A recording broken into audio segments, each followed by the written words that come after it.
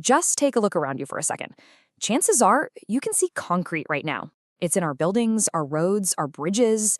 I mean, it is the literal foundation of modern civilization. And we tend to think of it as, simple, solid, totally dependable. But this super common material has a hidden and pretty dangerous secret.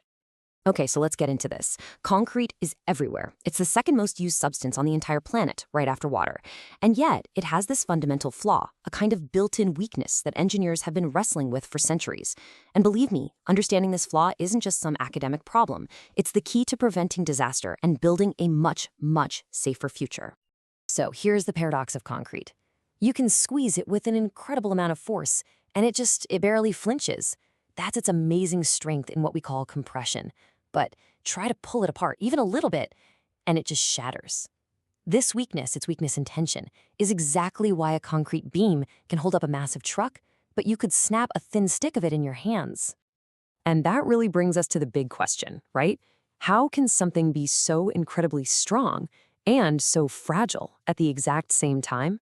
Well, to find the answer, we have to go way deeper, beyond what our eyes can see, all the way down to the microscopic level.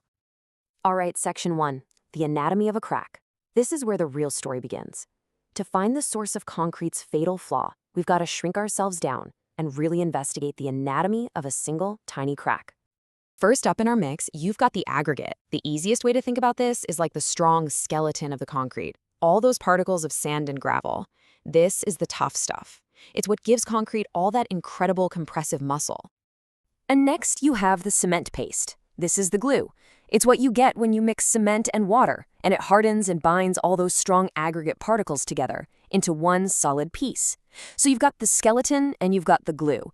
But it's where those two things meet that the real problem starts. So the real culprit here is something called the interfacial transition zone, or ITZ for short. It's this tiny, weak boundary layer where the cement glue meets the aggregate skeleton. It is not a perfect bond. In fact, you can almost think of the ITZ as a whole network of pre-cracked fault lines running throughout the entire structure. This is where failure begins. And this failure, it unfolds kind of like a 4-act tragedy. In Act 1, under just 30% of its max load, these tiny little microcracks just whisper into existence in that weak ITZ. Act 2, as the load increases, those cracks start to grow and connect, snaking their way around the strong aggregate. In Act 3, once you're above 50% load, they actually jump from the ITZ into the main cement paste. And for the finale, they all link up, creating one catastrophic path, and the concrete breaks. So moving on to Section 2, life beyond the peak. Okay, so we know why concrete breaks, but the story doesn't end there, because it's not just that a structure fails that matters, it's how it fails. This brings us to a really unique behavior called strain softening. After concrete hits its peak strength, it doesn't just, explode into dust. For a very brief moment, it hangs on. It continues to resist the load even as it's cracking.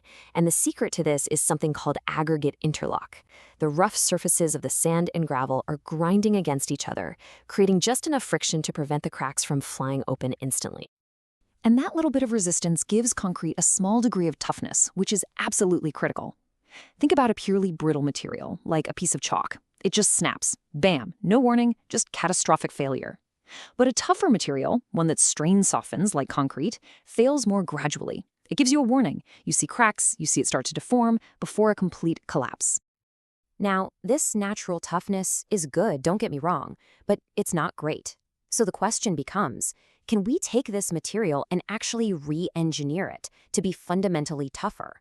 Can we give it more than just a moment's warning before it fails? And the answer is a big, resounding yes. Which brings us to Section 3, the fiber fix. We can fundamentally change concrete by hacking its very DNA. And the solution is, surprisingly, really simple and really small. We add tiny fibers. So just imagine these fibers as millions and millions of microscopic stitches woven all throughout the concrete. As those tiny microcracks start to form in the weak zones, the fibers are already right there, bridging the gap, and literally stitching the material together. They physically stop the cracks from opening up, which forces the concrete to absorb a massive amount of energy before it can actually fail. And that Energy absorption, that is the very definition of toughness. See, it's not just about peak strength. It's the total energy a material can soak up on its journey to failure. If you were to graph it, it's the entire area under the curve. The bigger that area, the tougher the material is. Simple as that. And just look at the staggering difference this makes. Plain old concrete, it has a pretty low toughness value. Okay, you add some glass fibers, and yeah, you get a significant boost. But then you add steel fibers, and the toughness just skyrockets. That steel fiber concrete can absorb 9 times more energy before failure than the plain stuff. It becomes a completely different material. So let's talk about building a tougher future, because this isn't just some fascinating science experiment. Hacking concrete's toughness has some really profound implications for our safety and for the world we build around ourselves.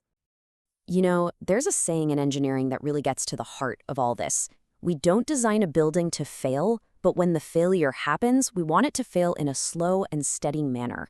In the face of something like an earthquake or an explosion, that's not just a want, that's a need. We need a controlled failure that gives people that critical time to get to safety. The real-world impact here is immense. We're talking about buildings that might groan and crack, giving very clear warning signs instead of just pancaking. We're talking about infrastructure that can bend instead of break during an earthquake, roads that can resist cracking for decades longer. Fundamentally, this is about transforming our built world from something brittle and fragile to something tough and resilient. For centuries, we've built our entire world on a material that has a hidden, fatal flaw. We loved its strength, but we kind of just accepted its brittleness. But now we know how to fix that. We know how to give it toughness. So that leaves us with one final and pretty exciting question. What kind of world will we build with a concrete that doesn't just break, but bends?